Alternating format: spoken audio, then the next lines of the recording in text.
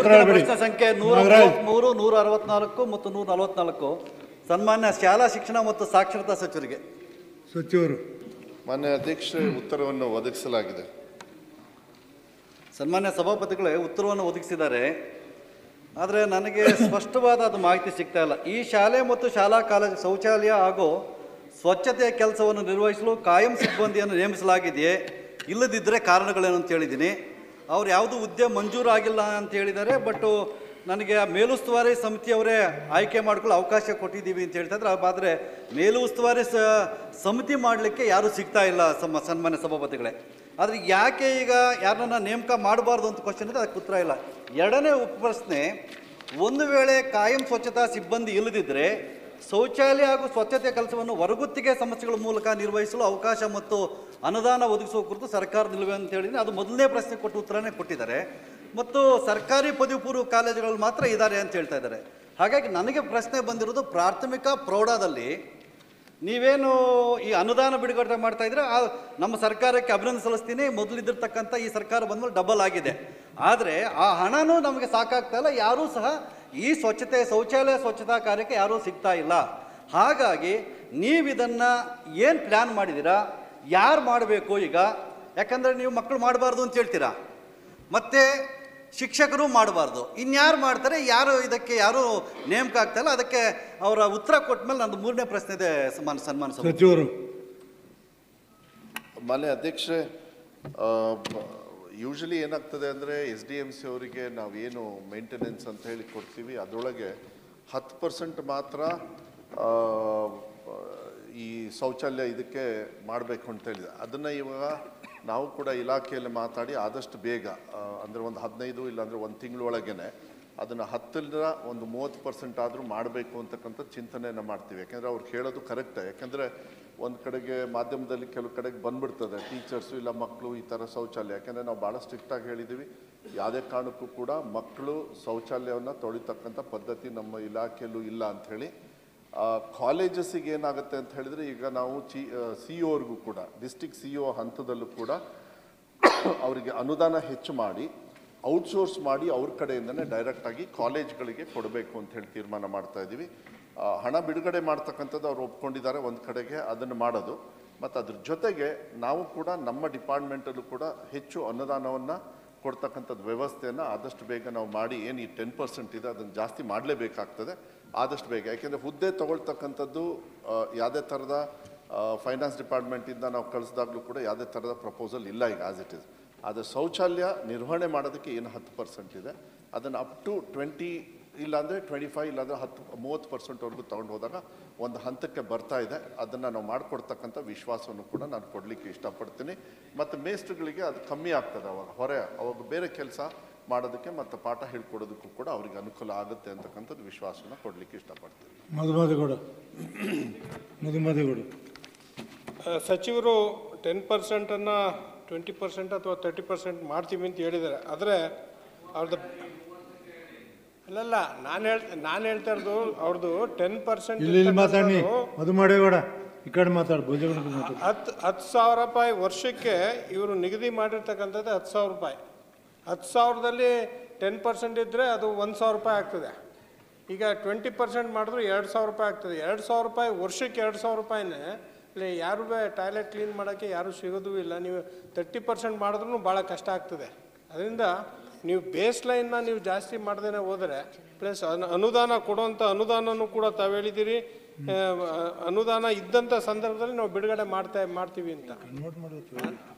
ಮಾನ್ಯ ಅಧ್ಯಕ್ಷರೇ, ಅದೇನಂತ ಹೇಳಿದ್ರೆ ಈಗ ಅನುದಾನ ಏನು ನಾವು ಕೊಡ್ತಾ ಇದೀವಿ ಅದನ್ನೇ ಜಾಸ್ತಿ ಮಾಡಬೇಕು ಅಂತಲೇ ನಾವು ತೀರ್ಮಾನ ಮಾಡಿದೆ. ಅವಾಗ ನಾವು 20-30% ಕೊಟ್ಟಾಗ ಅಲ್ಲ, ನೀವು ಅದನ್ನ ಹೇಳಿಲ್ಲ. ಇದರಲ್ಲಿ 10% ಕೊಡ್ತೀವಿ ಅಂತ ನೀವು ಹೇಳ್ತಾ ಇದ್ದೀರಿ. ಈಗ ಏನು ಬಿಡುಗಡೆ ಆಗ್ತಾ ಇದೆ ಅದನ್ನು 10% ಇರೋದು ಜಾಸ್ತಿ ಮಾಡೋದ್ರ ಜೊತೆಗೆ ನಾವು ಈಗ 100 ಮಕ್ಕಳಿದ್ರೆ ಅವರಿಗೆ ಎಷ್ಟು ಜಾಸ್ತಿ ಮಾಡಬೇಕು, 200 ಮಕ್ಕಳಿದ್ರೆ ಏನು ಅದು ಸ್ಲ್ಯಾಬ್ ಜಾಸ್ತಿ ಸ್ಲ್ಯಾಬ್ ಅನ್ನು ಕೂಡ ಜಾಸ್ತಿ ಮಾಡಿದ್ರೆ ನೀವು ಏನು ಪರ್ಸೆಂಟೇಜ್ ಕೊಡ್ತೀರೋ ಅದು ಉಪಯೋಗಕ್ಕೆ ಬರ್ತದೆ. ಅದನ್ನು ಜಾಸ್ತಿ ಈಗ ಇರೋ ಸ್ಲ್ಯಾಬ್ ಅಲ್ಲಿ ನೀವು ಏನಾದರೂ ಪರ್ಸೆಂಟೇಜ್ ಕೊಟ್ಟರು ಇನ್ಕ್ರೀಸ್ ಮಾಡಿದ್ರು ಕೂಡ ಅದು ಏನೋ ಪ್ರಯೋಜನಕ್ಕೆ ಬರೋದಿಲ್ಲ. ಈಗ ನಮ್ಮ ಸರ್ಕಾರ ಬಂದ ಮೇಲೆ ಮುಂಚೆ ಏನಿತ್ತು ಅದನ್ನ ಡಬಲ್ ಮಾಡಿದ್ದೀವಿ, ಅದು ಸಾಲ್ತಾ ಇಲ್ಲ. ಅದು ಇನ್ನೂ ಕೂಡ ಜಾಸ್ತಿ ಮಾಡಿ ಅವರಿಗೆ ಹೆಚ್ಚು ಮೊತ್ತವನ್ನು ಕೊಡ್ತಕ್ಕಂಥದ್ದು ಮಕ್ಕಳ ಸಂಖ್ಯೆ ಅನುಗುಣವಾಗಿ ನಾವು ಜಾಸ್ತಿ ಮಾಡಿದರೆ ಅದು ಚೆನ್ನಾಗಿರ್ತದೆ ಅಂತ ಹೇಳಿ ನನ್ನ ಇದು ಕೆಲಸದ ಏನಾಗ್ತದೆ 500 ಮಕ್ಕಳು ಇರಲು ಕೂಡ ಬರೀ ನಾವು 50,000 ರೂಪಾಯಿ ಕೊಟ್ಟಿರ್ತೀವಿ,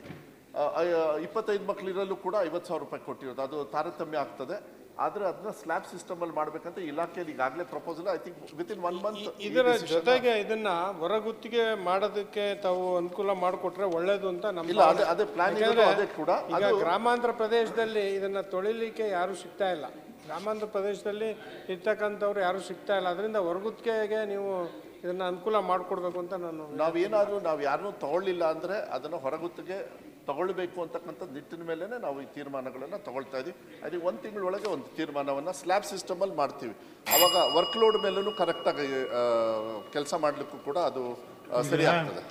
ಮಾನ್ಯ ಸಭಾಪತಿಗಳೇ, ನಮಗೆ ಇವ್ರು ಕೊಡ್ತಕ್ಕಂಥ ಅನುದಾನ ಮುಖ್ಯ ಅಲ್ಲ ಮಾನ್ಯ ಸಭಾಪತಿಗಳೇ, ಈ ಅಧಿಕಾರಿಗಳು ಕಿರುಕುಳನ್ನು ಕೊಡ್ತಾ ಇದ್ರಲ್ಲ ಇದ್ರ ಮೇಲೆ, ಇದು ದೊಡ್ಡ ಸಮಸ್ಯೆ ಆಗಿರೋದು ಸಭಾಪತಿಗಳೇ. ಇವ್ರು ಹೋಗ್ತಾರೆ, ಇವರು ಮಕ್ಕಳು ಮಾಡಬಾರ್ದು ಅಂತ ಹೇಳ್ತಾರೆ, ಅಲ್ಲಿ ಯಾರು ನಮಗೆ ಉಸ್ತುವಾರಿ ಸಮಿತಿಯಿಂದ ನೇಮಕ ಮಾಡ್ಕೊಳ್ಳೋಕ್ಕಾಗಲ್ಲ. ಅಧಿಕಾರಿಗಳು ಹೋಗ್ತಾರೆ, ಶಾಲಾ ಸ್ವಚ್ಛತಾ ಮಾಡಿ. ಒಂದು ರಾಮನಗರದಲ್ಲಿ ಒಂದು ಇನ್ಸಿಡೆಂಟ್ ಆಗಿದೆ ಮಾನ್ಯ ಸಭಾಪತಿಗಳೇ, ಹಾಲ್ ಚೆಲ್ಲಿದೆ, ಹಾಲ್ ಚೆಲ್ಲಿರೋದನ್ನು ಮಗು ಮತ್ತು ಟೀಚರು ಕ್ಲೀನ್ ಮಾಡ್ತಾ ಇದ್ದಾರೆ, CEO ಹೋಗ್ತಾರೆ, ಸಸ್ಪೆಂಡ್ ಮಾಡ್ತಾರೆ. ಯಾರು ಮಾಡ್ಬೇಕಿನ್ನ ಹಾಲ್ ಚೆಲ್ಲಿರೋ ಇದಕ್ಕೆ 12 ಗಂಟೆಗೆ 1 ಗಂಟೆಗೆ ಬಂದು ಯಾರನ್ನ ಕ್ಲೀನ್ ಮಾಡ್ತಾರಾ? ಇದೊಂದಾಯ್ತು. ಎರಡನೇದು, ಒಂದು ಶಿಕ್ಷಕರು ಇಲ್ಲಿ South 2 ಅಲ್ಲಿ ಬೆಂಗಳೂರಲ್ಲಿ ಒಂದು ಮಗು ಯಾರೋ ಒಂದು ಫೋಟೋ ತಗೊಂಡು ಪೊರಕೆ ಇಟ್ಕೊಂಡಿರೋದನ್ನ ಫೋಟೋ ತಗೊಂಡು ಅವ್ರನ್ನ ಸಸ್ಪೆಂಡ್ ಮಾಡಿದ್ದಾರೆ. ಬೇಗೂರಲ್ಲಿ ಒಬ್ಬ ಪಾಪ ರಿಟೈರ್ಡ್ ಆಗುವಂತ ಶಿಕ್ಷಕರು ಬರೀ ಇನ್ನು 2 months ಅಲ್ಲಿ ರಿಟೈರ್ಡ್ ಆಗ್ತಾರೆ ಸನ್ಮಾನ್ಯ ಸಭಾಪತಿಗಳೇ, ಅವ್ರನ್ನ ಸಸ್ಪೆಂಡ್ ಮಾಡಿ C ಒಲೆಗೆ ಕೊಟ್ಟಿದ್ದಾರೆ, C+. ಈ ರೀತಿ ಅಧಿಕಾರಿಗಳು ತೊಂದರೆ ಕೊಡ್ತಾ ಇದ್ದಾರೆ. ಇಲ್ಲಿ ನೀವು ಕೊಡ್ತಕ್ಕಂಥ ಅನುದಾನ ನಮಗೆ ಬೇಡ, ನೀವು ಯಾವುದಾದ್ರೂ ಒಂದು ಏಜೆನ್ಸಿ ಕೊಡಿ, ಏಜೆನ್ಸಿ ಅವರು ಮೇಂಟೈನ್ ಮಾಡ್ಕೊಂಡು ಹೋಗ್ಲಿ. ಇಲ್ಲ ಅಂದ್ರೆ ನಿಮ್ಮ ಅಧಿಕಾರಿಗಳು ಸೂಚನೆ ಮಾಡ್ರಿ, ನೀವು ಇವರು ಈ ರೀತಿ ಯಾವ್ದನ್ನ ಒಂದು ಏಜೆನ್ಸಿ ಕೊಡೋವರೆಗೂ ಅಧಿಕಾರಿಗಳು ಶಿಕ್ಷೆಗೆ ತೊಂದರೆ ಆಗಬಾರ್ದು. ಏನಾದ್ರೂ ಒಬ್ಬ ಶಿಕ್ಷೆ ಸಸ್ಪೆಂಡ್ ಮಾಡ್ಬೇಕು ಅಂದ್ರೆ ಮಾನ್ಯ ಸಭಾಪತಿಗಳೇ, ಮಕ್ಕಳ ಕೈಲಿ ಒಂದು ಪರ್ಕೆ ಕೊಟ್ಟರೆ ಅವ್ರು ಸಸ್ಪೆಂಡ್ ಮಾಡ್ಬೋದು. ಸೋಷಿಯಲ್ ಮೀಡಿಯಾದಲ್ಲಿ ಸಸ್ಪೆಂಡ್ ಮಾಡ್ತಾ ಇದ್ದಾರೆ. ನನ್ನ ಮತಕ್ಷೇತ್ರದಲ್ಲಿ 3 ಜನಕ್ಕೆ ಈ ರೀತಿ ಮಾಡಿದ್ದಾರೆ 6 ತಿಂಗಳಲ್ಲಿ. ಈ ರೀತಿ ಅಧಿಕಾರಿಗಳು ತೊಂದರೆ ಕೊಟ್ರೆ ಶಿಕ್ಷಕರು ಹೆಂಗ್ ಪಾಠ ಮಾಡ್ತಾರೆ? ಉತ್ತರ ಹೇಳ್ತಾರೋ ಇವರು ಸಚಿವರೇ ಇದರ ಸಲುವಾಗಿ ನಾನು ನಿಮ್ಗೆ ಪತ್ರ ಬರ್ದೀನಿ. ಭಾಳ ಮಂದಿಗೆ ಸಮಸ್ಯೆ ಆಗೈತಿ, ಅವ್ರು ಹೇಳೋದು ಗಂಭೀರವಾಗಿ ತಿಳ್ಕೊಬೇಕು. ಇದಕ್ಕೇನಾದರೂ ಬೇರೆ ವ್ಯವಸ್ಥೆ ಮಾಡಿ ಶಾಲೆಯನ್ನು ಸ್ವಚ್ಛ ಇಡೋದಂತ ಬಾತ್ರೂಮ್ ಎಲ್ಲ ಇಡೋದಕ್ಕೆ ಬೇರೆ ವ್ಯವಸ್ಥೆಯನ್ನು ಮಾಡಿ ಶಿಕ್ಷಕರಿಗೆ ಮಕ್ಕಳಿಗೆ ಹಚ್ಚಬೇಡಿ. ಇಲ್ಲ ಮಾನ್ಯ ಪತ್ರ ಬರ್ದೀನಿ. ಇಲ್ಲ, ಅದನ್ನ ಪತ್ರದ ಜೊತೆಗೆ ಈಗಾಗಲೇ ಒಂದು ಸ್ಟ್ಯಾಂಡರ್ಡ್ ಆಪರೇಟಿಂಗ್ ಸಿಸ್ಟಮ್ನು ಕೂಡ ನಾವು ಒಂದು ಡೈರೆಕ್ಷನ್ನ ತಗೊಳ್ತಾ ಇದೀವಿ ಎಲ್ಲ ಕಡೆನೂ. ಆದರೆ ಏನಾಗುತ್ತೆ, ಸೋಷಿಯಲ್ ಮೀಡಿಯಲ್ಲಿ ಬರದೇ ಇರಲಿ, ಬಂದಾಗ ಇಲಾಖೆಯಿಂದ ನಾವು ಮೂನೆ ಮಾಡಬಾರ್ದು ಅಂತ ಹೇಳಿ ತಪ್ಪಾಗುತ್ತೆ. ಅದನ್ನು ಎನ್ಕ್ವೈರಿ ಮಾಡಿ ಅವ್ರದ್ದೇನು ತಪ್ಪಿಲ್ಲ ಅಂತ ಹೇಳಿದರೆ ಅವ್ರ ಮೇಲೆ ಆ್ಯಕ್ಷನ್ ತಗೊಳ್ಳೋದಕ್ಕೆ ಹೋಗೋದಿಲ್ಲ. ಕೆಲವು ಸತಿ ಇಲ್ಲ ಅಂದರೆ ತಗೊಳ್ಳಿಲ್ಲ ಅಂದ್ರೂ ಕೂಡ ವಿರೋಧ ವ್ಯಕ್ತಪಡಿಸ್ತಕ್ಕಂಥದ್ದು ಸಹಜವಾಗಿರ್ತದೆ. ಅದನ್ನು ಯಾರೋ ಒಬ್ಬರಿಗೆ ತೊಂದರೆ ಕೊಡಬೇಕು ಅಂತ ಹೇಳಲ್ಲ, ಯಾವುದೇ ಕಾರಣಕ್ಕೂ ಅಲ್ಲ. ಮತ್ತು ಟೀಚರ್ಸ್ ಆಗಲಿ, ಮಕ್ಕಳ ಕೈಲಿ ಪೆನ್ ಹಿಡಿಯೋರ ಕೈಯಲ್ಲಿ ಪರ್ಕೆ ಕೊಡಿಸ್ತಕ್ಕಂಥದ್ದು ಸಂಪ್ರದಾಯನೂ ಕೂಡ ನಮ್ಮಲ್ಲಿಲ್ಲ ಯಾವುದೇ ಕಾರಣಕ್ಕೂ. ಬಟ್ ಒಂದು ಸ್ಟ್ಯಾಂಡರ್ಡ್ ಆಪರೇಟಿಂಗ್ ಸಿಸ್ಟಮ್ ಒಂದು ತಂದು ಆದಷ್ಟು ಬೇಗ ತೀರ್ಮಾನವನ್ನು ನಾವು ತಗೊಳ್ತೀವಿ. ಅದನ್ನು ಮಕ್ಕಳು ಮತ್ತು ಟೀಚರ್ಸಿಂದ ದೂರ ಇಡ್ತಕ್ಕಂಥ ವ್ಯವಸ್ಥೆನೂ ಕೂಡ ನಮ್ಮ ವಿಶ್ವಾಸವನ್ನು ಕೂಡ ಕೊಡಲಿಕ್ಕೆ ಇಷ್ಟಪಡ್ತೀನಿ. ಮಂಚೇಗೌಡ. ಮಾನ್ಯ ಸಭಾಪತಿಗಳೇ, ನನ್ನ ಚುಕ್ಕಿ ಗುರುತಿನ ಪ್ರಶ್ನೆ 2 ಮಾನ್ಯ ವೈದ್ಯಕೀಯ ಯಾರು ಪ್ರಶ್ನೆ ಕೇಳಿತಾರೋ ಅವ್ರಿಗೆ ಅಷ್ಟ ಕೊಡ್ತೀನಿ ನಾನು ಕೇಳಿದ್ದೀನಿ ಸಭಾಪತಿಗಳೇ. ಇಷ್ಟೊಂದು ಗೊತ್ತಿರಲಿ. ಧನ್ಯವಾದಗಳು. ಈಗ ರಾಮುಜಿ ಗೌಡ್ರು ಮತ್ತು ನಮ್ಮ ಮಧುಜಿ ಮಾದೇಗೌಡರು ನಮ್ಮ 3 ಜನದ್ದು ಒಂದೇ ಪ್ರಶ್ನೆ. ಮಂಡ್ಯ, ಹಾಸನ್, ಚಾಮರಾಜನಗರ, ಮೈಸೂರು 4 ಭಾಗದಲ್ಲಿ ಶಿಕ್ಷಕರು ಮಕ್ಕಳು ವಾಶ್ರೂಮ್ ತೊಳೆಯಂಗಿಲ್ಲ ಅಂತ ಆದೇಶ ಆಗಿದೆ. ಶಿಕ್ಷಕರು ತುಂಬ ಕಂಪ್ಲೇಂಟ್ ಮಾಡಿದ್ದಾರೆ, ನಾವೇ ತೊಳಿಬೇಕಾಗಿದೆ ಸರ್, ಇವರು 10% ಅನುದಾನ ಕೊಡ್ತಾ ಇದ್ದೀವಿ ಅಂತ ಈಗ ಅನೌನ್ಸ್ ಮಾಡಿದ್ದಾರೆ.